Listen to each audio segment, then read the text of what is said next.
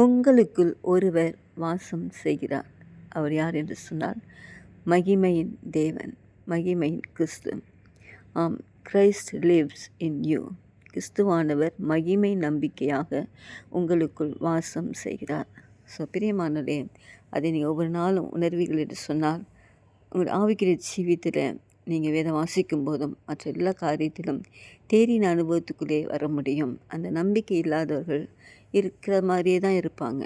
அந்த ஒரு விசுவாசம் நம்பிக்கையற்றவளாக ஏதோ ஒரு கிறிஸ்தவன் என்று சொல்லக்கூடிய ஒரு மேலோட்டமான நிலையிலே வாழாதபடிக்கு எனக்குள்ளே கிறிஸ்துவானவர் மகிமை நம்பிக்கையாக வாழ்கிறார் என்ற அந்த நம்பிக்கை இருக்கும்போது ஆவிக்குரிய ஜீவியத்தில் போராட்டங்கள் வந்தாலும் அதிலே அந்த போராட்டத்தை போராடி வல்லமையான ஒரு மகனாக மகளாக இருக்க ஆண்டவர் நம்மை அழைத்திருக்கிறார். ஸோ பிரியமானவர்களே, மறந்துடாதீங்க, கிறிஸ்துவானவர் உங்களுக்குள்ளே மகிமை நம்பிக்கையாக இருக்கிறார்.